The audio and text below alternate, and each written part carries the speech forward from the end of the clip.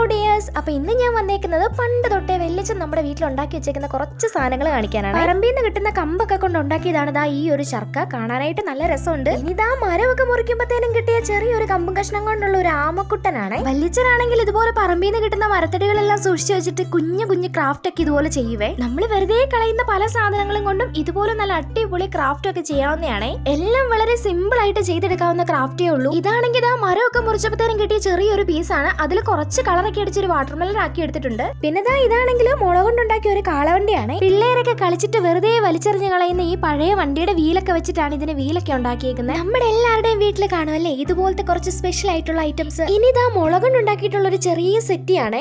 ഇത് കാണാനായിട്ട് നല്ല രസമുണ്ട്. എന്റെ ഒരു കൈയുടെ വലുപ്പേ ഉള്ളൂ ഇതിന്. പിന്നെ ഇതൊരു ടവർ ഉണ്ടാക്കിയേക്കുന്നതാണ്. പഴയ കമ്പി അതുപോലെ ചെറിയ ചെറിയ കമ്പിന്റെ കഷ്ണമൊക്കെ കൊണ്ടാണ് ഇത് ഉണ്ടാക്കിയേക്കുന്നത്. മേളിൽ ചെറിയൊരു ബൾബും കൂടെ കൊടുത്തിട്ടുണ്ട്. ഇതൊക്കെ പല തവണയായിട്ട് ഉണ്ടാക്കിയേക്കുന്ന സാധനങ്ങളാണ്. നല്ല ക്ഷമയുള്ളവർക്ക് ഇതുപോലെ ചെറിയ ചെറിയ സാധനങ്ങളൊക്കെ കൊണ്ടിട്ട് ക്രിയേറ്റീവ് ആയിട്ടുള്ള ക്രാഫ്റ്റ് ഒക്കെ ഉണ്ടാക്കാൻ പറ്റത്തുള്ളൂ. ക്രാഫ്റ്റ് ഒക്കെ ഇഷ്ടമാണെങ്കിലും ഇതുപോലൊക്കെ ചെയ്യാനായിട്ടൊന്നും എന്നെ കൊണ്ട് പറ്റത്തില്ല. എനിക്കിതിൽ ഏറ്റവും ഇഷ്ടപ്പെട്ടിട്ടുള്ള സാധനമാണ് ഈ ഒരു കോയിൻ ആൽബം. ഇതിലാണെങ്കിൽ പണ്ടത്തെ ഓട്ടക്കാലണ വരെയുണ്ട്. പഴയ നാണയങ്ങളൊക്കെ കുറെയൊക്കെ ഞാനും സൂക്ഷിക്കാറുണ്ടായിരുന്നു. എന്റെ കയ്യിൽ പക്ഷേ 10 പൈസ 20 പൈസ അത്രയും പഴക്കമുള്ളതൊക്കെ ഉള്ളൂ. പക്ഷെ ഇതിലാണെങ്കിൽ ഞാൻ കണ്ടിട്ടും കേട്ടിട്ടും കൂടി ഇല്ലാത്ത ഒത്തിരി നാണയങ്ങളുണ്ട്. ഇതുപോലുള്ള എന്തെങ്കിലുമൊക്കെ നമ്മളിപ്പോ സൂക്ഷിച്ചു വെക്കുകയാണെങ്കിൽ കുറെ നാൾ കഴിഞ്ഞ് കഴിയുമ്പോഴത്തേനും നമ്മുടെ മക്കൾക്കും കൊച്ചുമക്കൾക്കും ഒക്കെ അതൊക്കെ കാണാം. അപ്പൊ നിങ്ങൾക്ക് ഇതുപോലെ സ്പെഷ്യൽ ആയിട്ടുള്ള എന്തെങ്കിലുമൊക്കെ ഉണ്ടെങ്കിൽ കമന്റ് ചെയ്യാനായിട്ട് മറക്കണ്ട. അപ്പൊ വീഡിയോ ഇഷ്ടപ്പെട്ടെങ്കിൽ ലൈക്ക് ചെയ്തിട്ട് ചാനലും കൂടെ ഒന്ന് സബ്സ്ക്രൈബ് ചെയ്യണേ.